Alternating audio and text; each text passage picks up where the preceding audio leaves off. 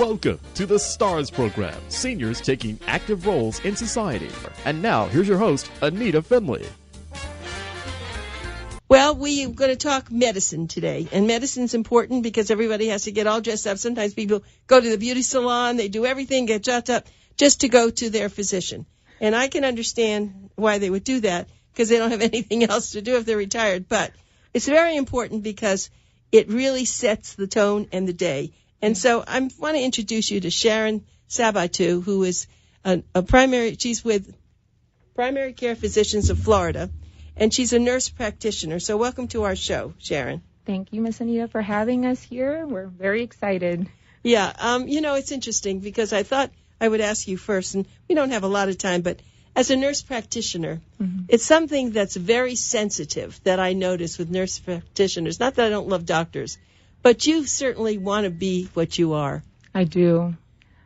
The reason I actually got into the field was because of my grandmother. She suffered a stroke, and of course, I ended up working on the floor that was heart and the stroke unit of Memorial. And I've been doing this since I was 21. I'm going to be 40 soon. So, it's been a long time, but I saw how the nurses took care of her, and I was very impressed. The physicians, obviously, we love our physicians. We're not replacements for physicians. We love them. We complement physicians. That's our job, is to complement them.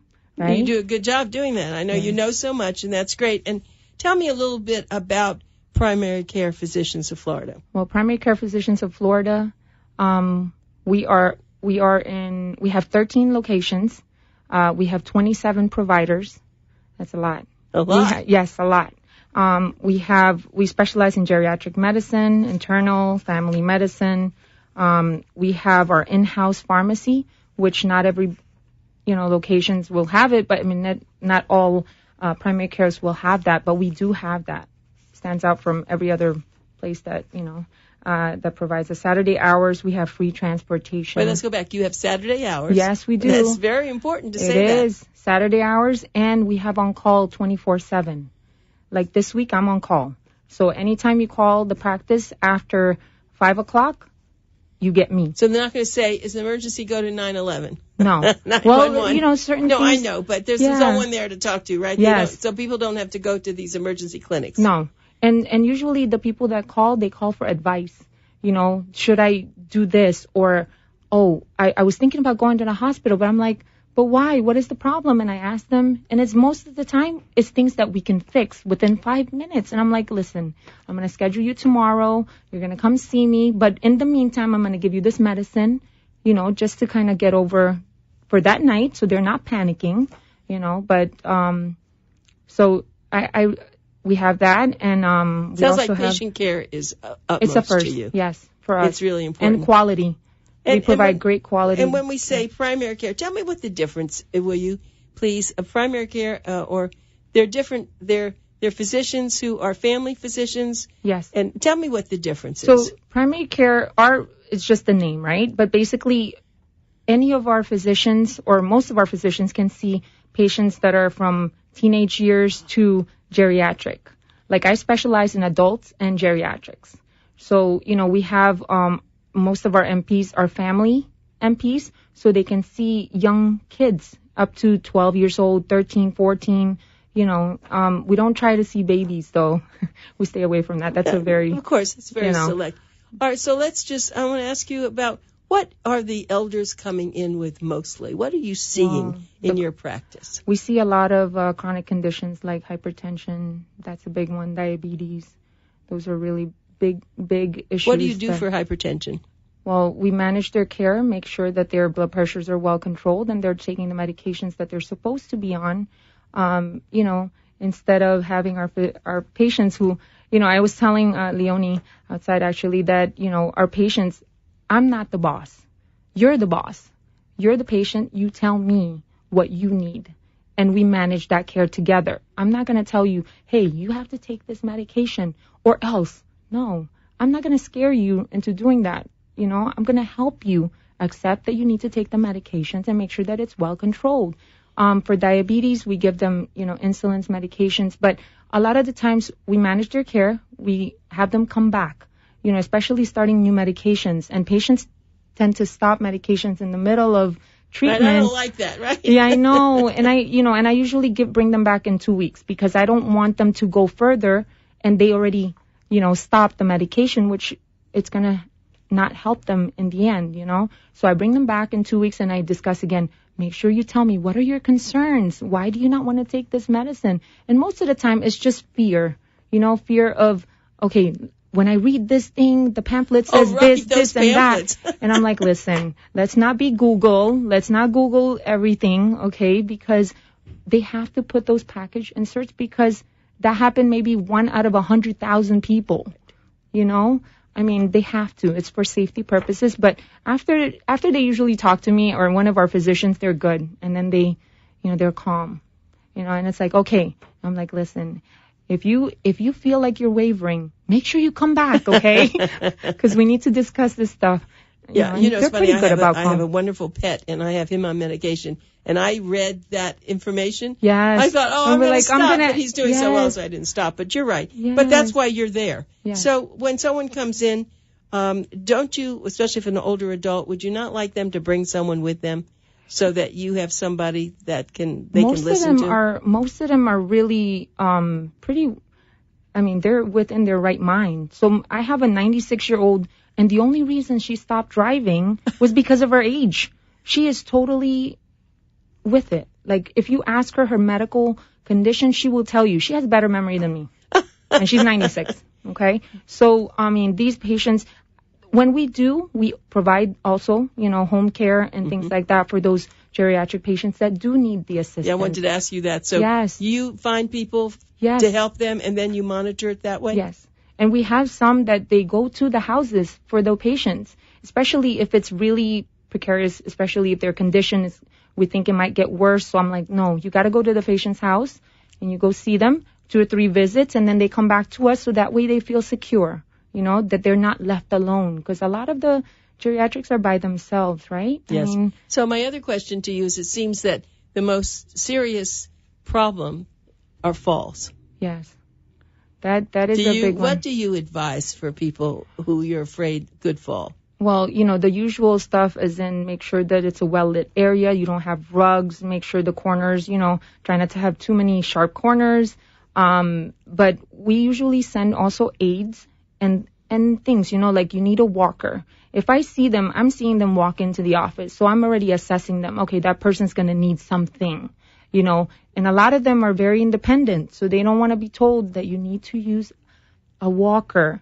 Okay, you don't want a walker? Let's baby step. Let's do a cane, a 4-prong cane, so that way you have some support, because they don't want to have independence taken away, right? So we kind of work with them, and we just make sure that they, that they don't fall.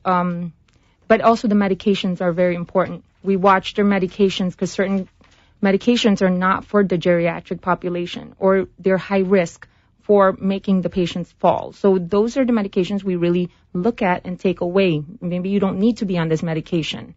We could do some other things, Right. And therapy, providing therapy for them, physical therapy, rehab. Oh, that's very good. Yes. So what you're doing is a comprehensive exam. That's the way I see this, right? Basically, yes. Our office is basically a one-stop shop of everything. We have cardiologists there.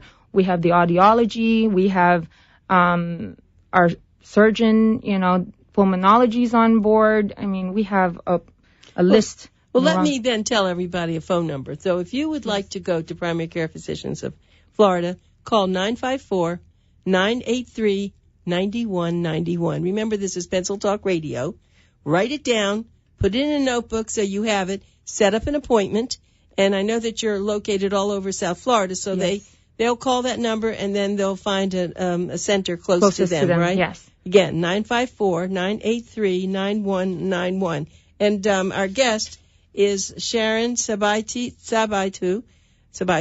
Yes. And she is a nurse practitioner, which I was telling Sharon when she walked in, I love to deal with nurse practitioners because they're so kind and understanding.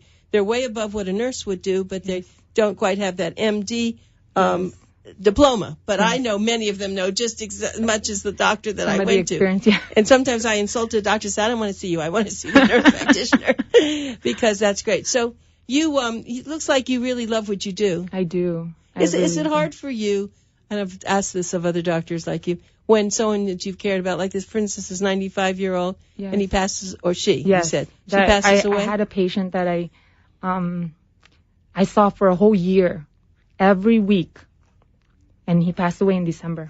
It was tough. Sure, it's almost like your family member. Yes, then they become your family. You spend enough time with them every day. You know, you're at work 8 hours a day, and you see more of them than your family. They probably talk to you as though you are a family member. Yes, and I still see the wife.